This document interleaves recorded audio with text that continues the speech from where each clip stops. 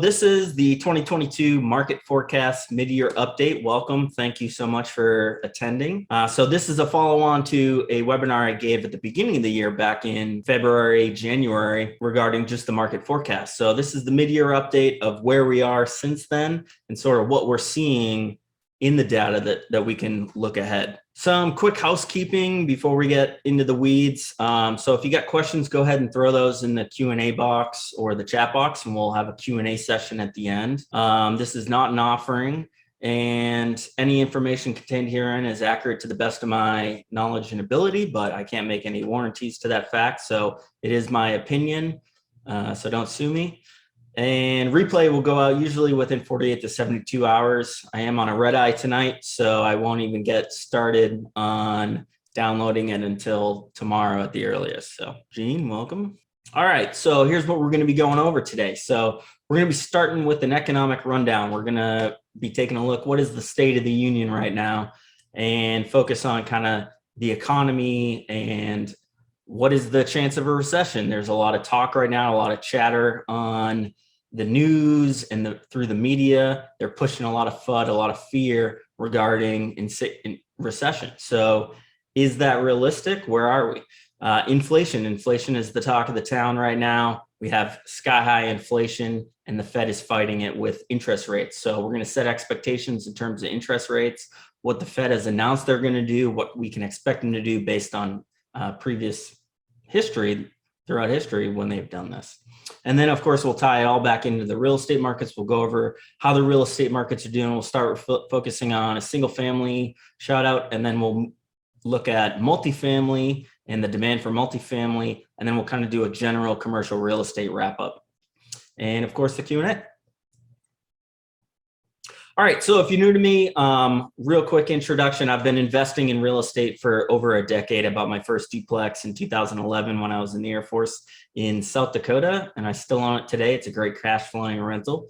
Also an early adopter of crypto. So I started getting into crypto 2012, 2013. Obviously, I've made phenomenal returns, and I'm really bullish on crypto long term. I think that there's a lot of potential there. It's obviously a high risk investment, but I think that crypto could be an opportunity for exponential returns in the next decade. So I'm actually kicking around the idea. I've had a lot of people asking me about crypto over the years since they know that I'm a longtime crypto investor.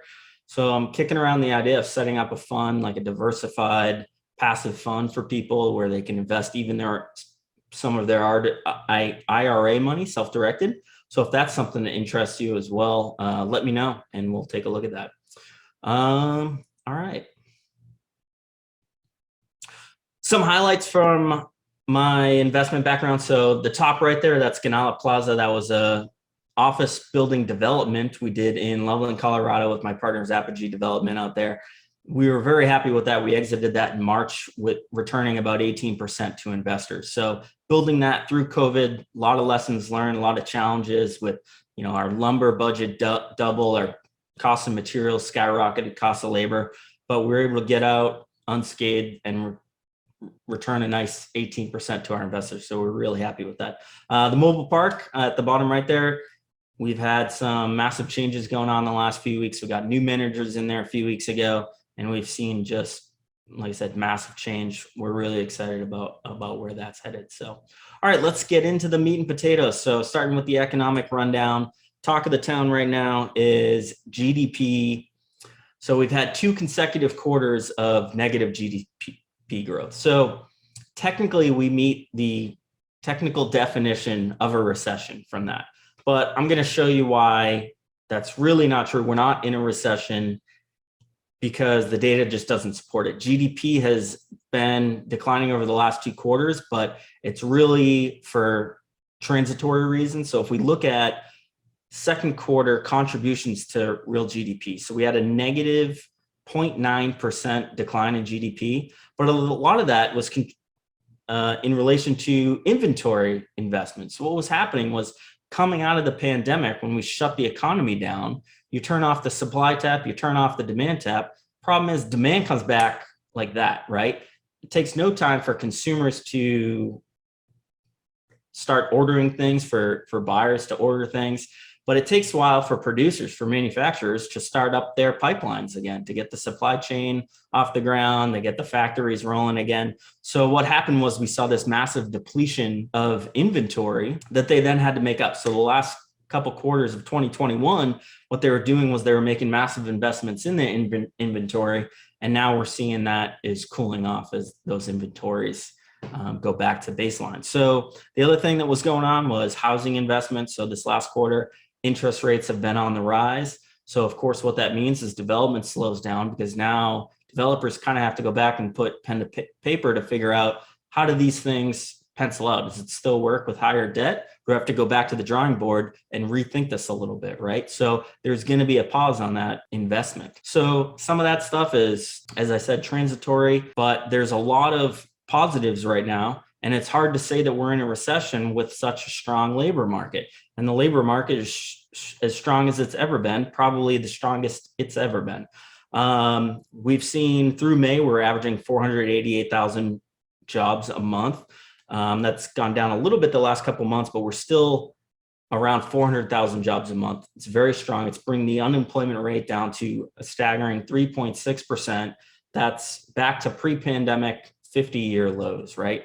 In fact, if you compare to previous periods where we were below 4% unemployment, monthly job creation, we're more than double the average, right? So we have a very strong, very robust job creation market. And we've actually returned all the jobs we lost pre-pandemic. So we lost almost 21 million jobs during the pandemic. We've made up all that ground. And within this last month, we've officially, I think, eclipsed that pre-pandemic level. And now we're starting to make strides forward. So the labor market is very strong. That's also having an effect of driving wages up. So this is kind of a double, two sides of the same coin type of situation, right? Double-edged sword. So we have really strong wage growth of 5.2%, which is positive in some respects. As landlords, it's nice to know that our tenant base is able to suck up some of those rent gains and make their monthly obligations, right? And if we go back to 2019 on the left side of the chart there, you can see there is a steady decline of the wage growth. So we've gotten out of that. That's good. The problem is it's a little bit too high. So it is a net contributor to inflation. So if this goes on for too long, those producers, those manufacturers, those businesses that are now paying higher wages, that is going to be passed on to us as consumers, thus leading to continuing inflation, right? So like I said, kind of a double-edged sword there. But other positives, consumer spending is very strong. Retail sales are up almost 8% year over year. You can see the trend is overwhelmingly positive there. And a lot of that is contributed to consumers having pent up dry powder. They have $5.7 trillion in excess savings that they didn't have pre-pandemic. So because there was no opportunity to spend during the shutdown and they're receiving government aid, we've got all this additional funds on household balance sheets. So household balance sheets are the strongest they've been since the 80s. We have more cash on hand than household debt. So that hasn't happened in a really long time. And it's a really strong headwind for the economy. And what that's going to mean is that as the Fed fights this high inflation that we're seeing right now, which is sky high at 9.1%, consumers, they do, because of that excess savings, it's a cushion for us and for the economy as a whole, right? So it gives the Fed some breathing room to fight that inflation by jacking up interest rates to bring down those inflation and achieve what their stated goal is, which is a soft landing, meaning they want to bring inflation down to their target, which is 2%, without causing a recession, which they don't have a great track record of. All of these recessions in the past where they raised interest rates, they generally put us into a recession, right? But there is some good news on the inflation front. So when you take out fuel and food, the number's a little better there. Of course, inflation is 5.9%. So main drivers of fuel and food going up would be the war in Ukraine and the Russian-Ukrainian situation. but the Fed is still being aggressive in their fight against it. So the Fed basically has two weapons at their disposal, right, to fight inflation. They can tighten monetary policy. So this is a reversal of the quantitative easing that we were seeing in past years, where they're buying up mortgage-backed securities. And they're doing that at the time because it freed up capital to go back out into the economy, kind of increase the velocity of money, right? So now they're rolling that back to the tune of almost $100 billion a month. But the big thing that we care about is the Fed rate. So the Fed overnight sets the overnight lending rate between banks. They've currently raised it from where it was about 0 to where it is today, 2.25% to 2.5%. So in the last 2 months, they've raised it 150 basis points, 1.5%. So each month they've raised it 75 basis points, which is a very aggressive move on their part. Typically, they're not quite so aggressive. Normally, it's a 25 to 50 basis point raise, but they're trying to be aggressive because they didn't expect inflation to get quite so high. And of course, there's, like I said, there's the variable of the war, but they're trying to get out in front of it. And I will say this, historically, Jay Powell, pictured there, the chairman of the Fed, he's been pretty light on his feet in terms of pushing the Fed to take action where they see required. So what they've stated, their expectation is that they're going to raise rates to about 3.5% to 4%, bring that inflation down to their target of 2%. So that's what we can expect. And that's why we've seen such a quick rise in mortgage rates, even though they're not tied to the overnight rate, they're not pegged to it.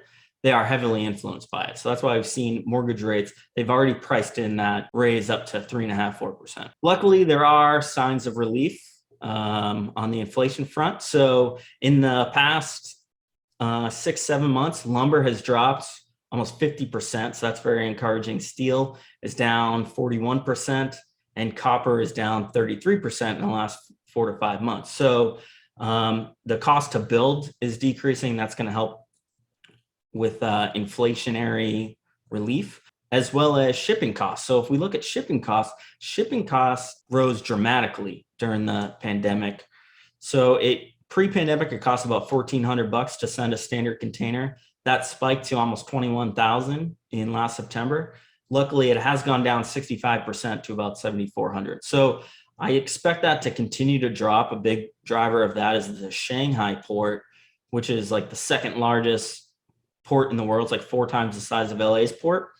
That is still closed just because China is kind of draconian with their COVID measures and their zero tolerance policy. So that port's still closed, which is causing some shipping trouble. So I think once that stuff gets sorted out, we'll see shipping. It probably won't ever go back to where it was, but maybe drop another 50% from here. And then another big one is gasoline. So that spiked back in May at $5.11 a gallon. A couple weeks ago when this chart was made, it was down to $4.61.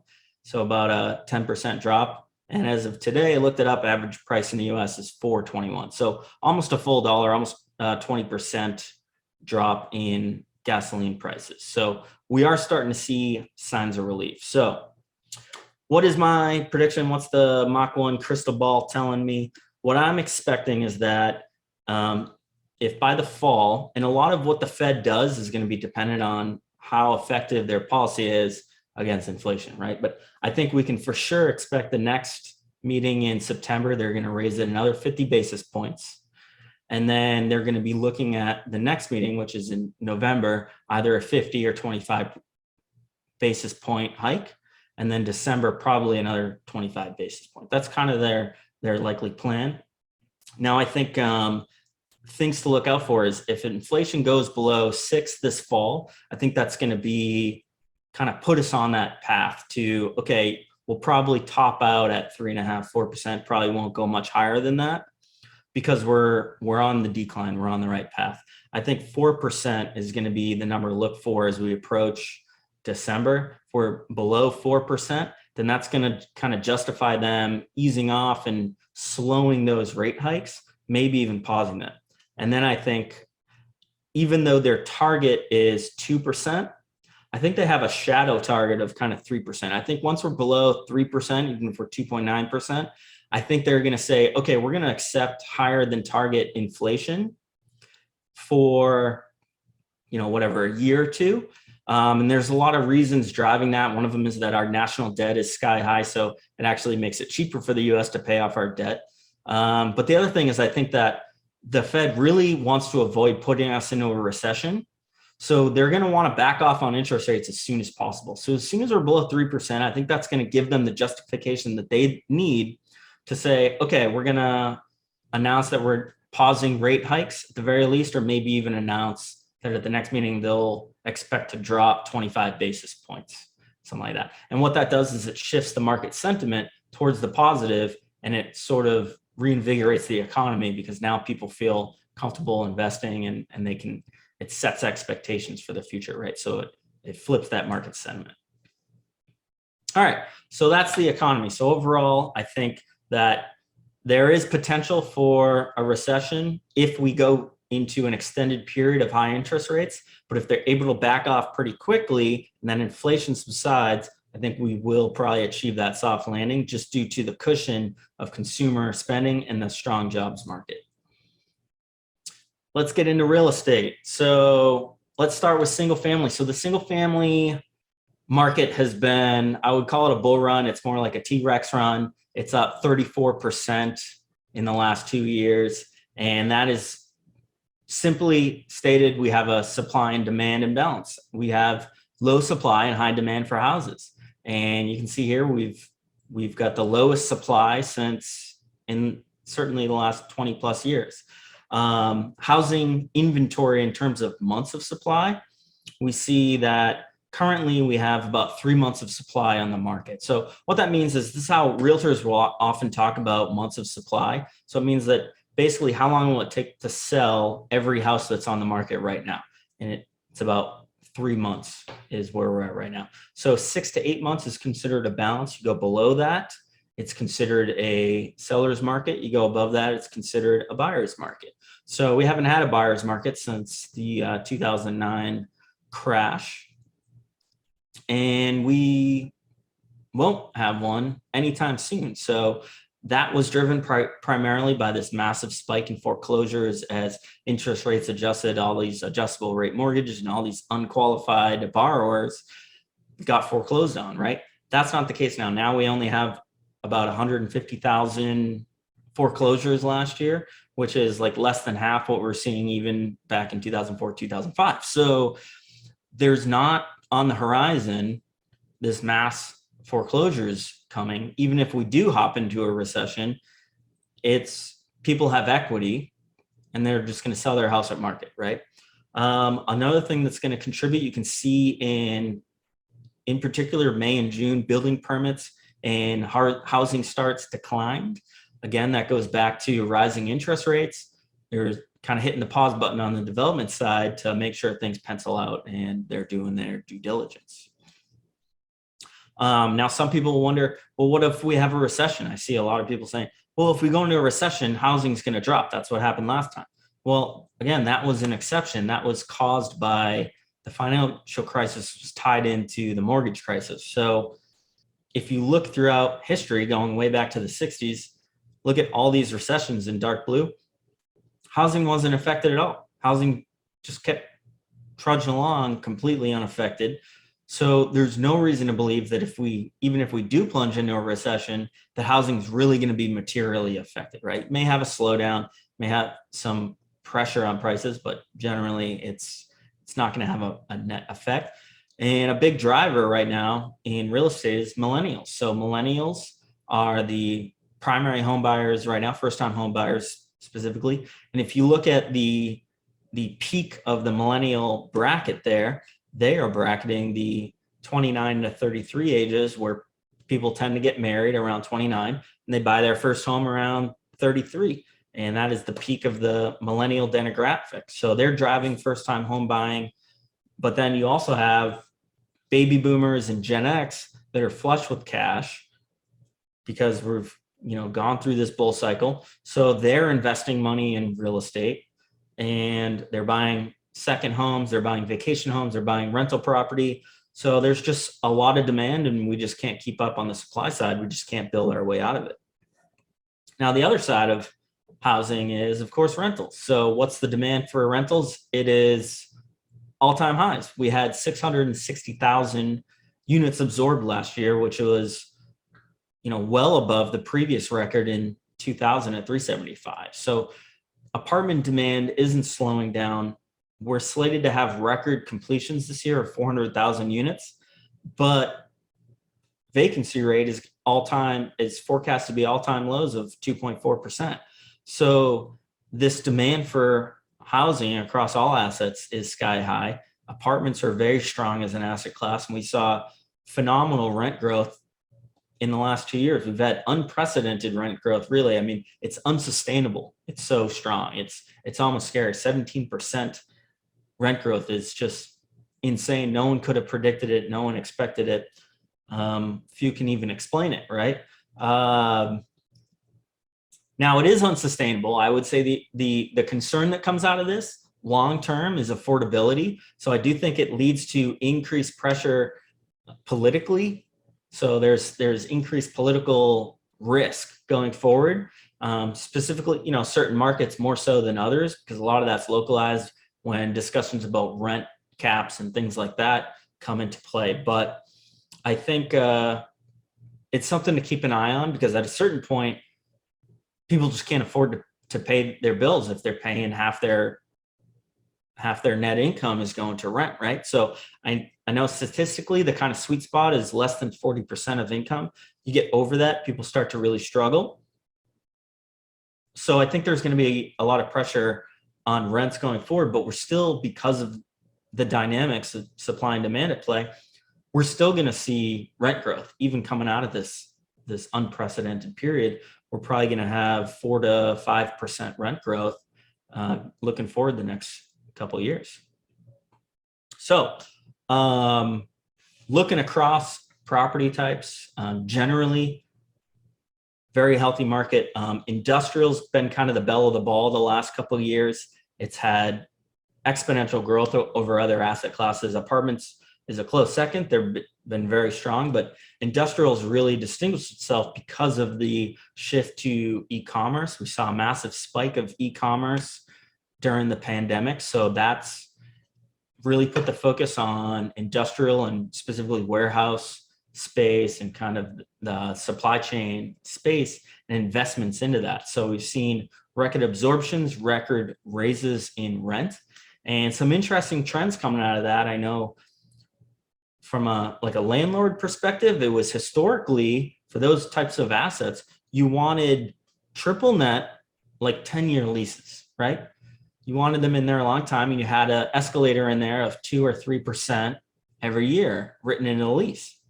And that was great. The problem is, in the last few years, it's left a lot on the table for owners, because market rents are going up 5, 6, 7% a year. So your escalator at 2% is now causing you to miss out on, 4 or 5%, right? So there's been a shift towards shorter leases, 3, 5-year leases in the industrial space, so that they can basically renegotiate every few years back to market.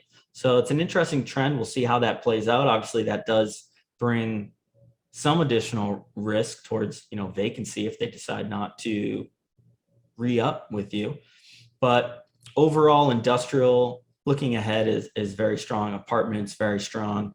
Office, I think, is the weakest of the asset classes for sure. And I think that's going to continue for the next 5 years, because a lot of leases, like I said, some of commercial leases are often on a 10-year time frame.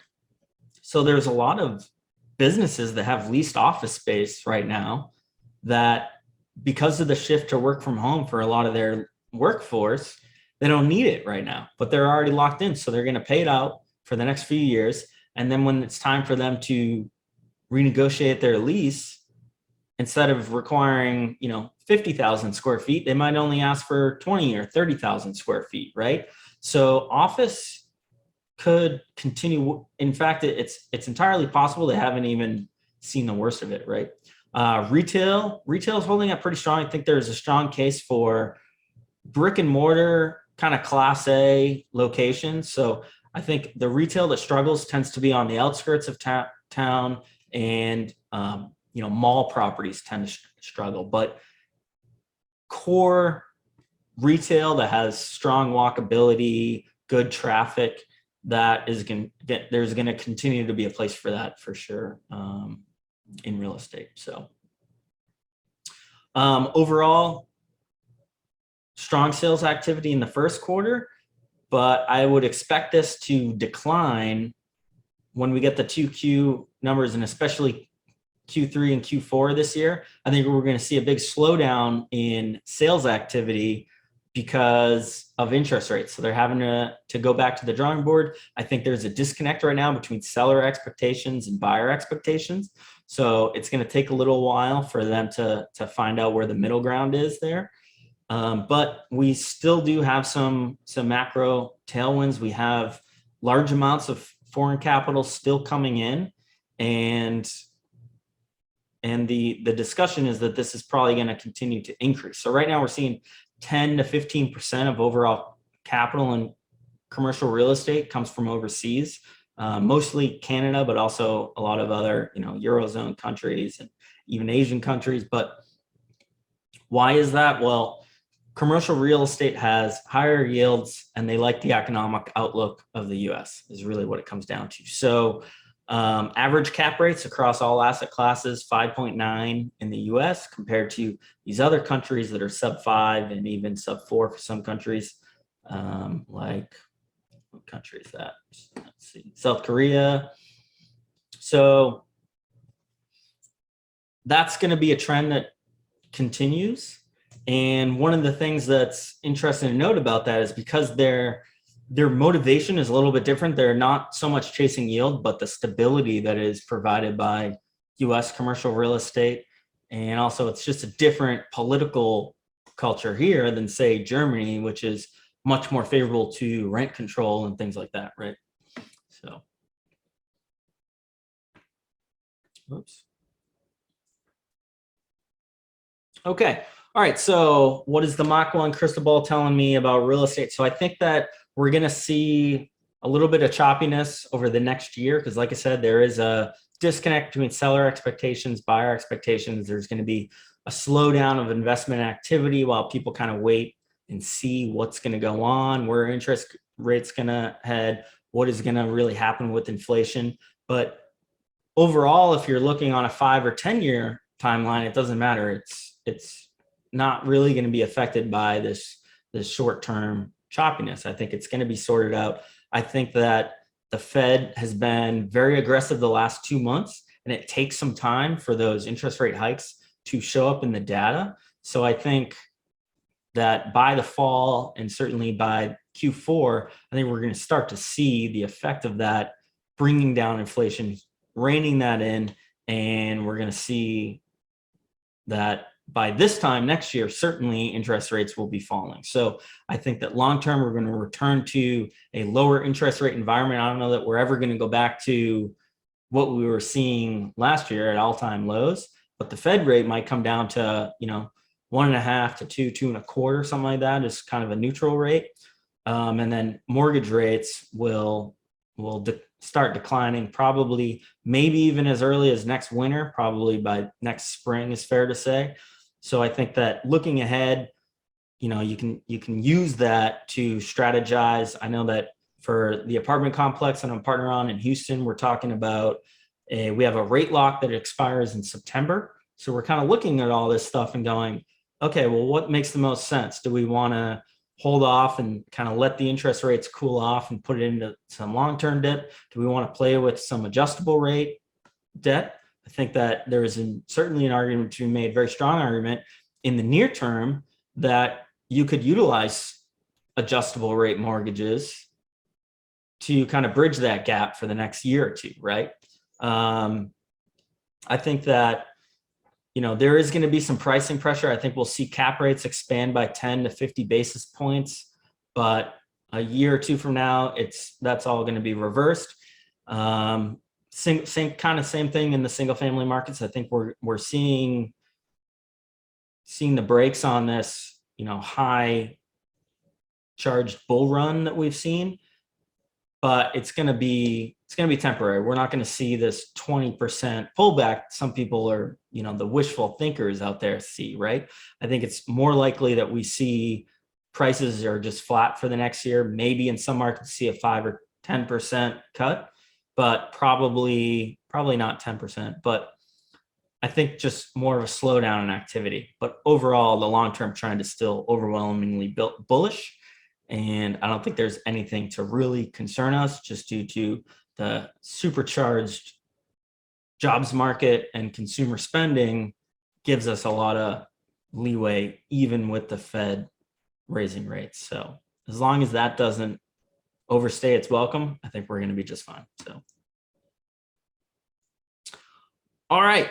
Thank you, guys. That's the formal portion for today. If you haven't already, go to mach1equity.com/take action, and you can fill out an investor questionnaire. I also just threw up a poll for just kind of you guys to survey what your interests are. If you missed the opening there, I've been kicking around the idea of a diversified cryptocurrency fund. So I have almost a decade of experience investing in crypto.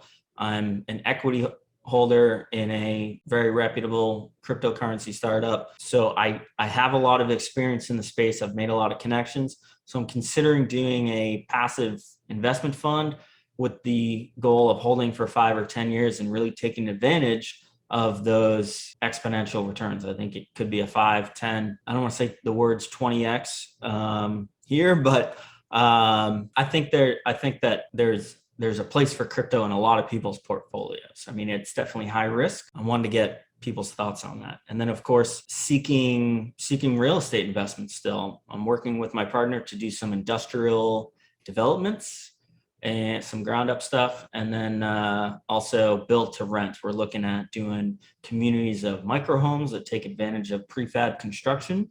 So what the advantage of that is that it basically cuts your timeline in half. So you're producing an extra year of revenue on a typical development timeline, right? So really excited about that. So go ahead and fill out that poll. Yeah, thanks for attending. Take it easy, guys.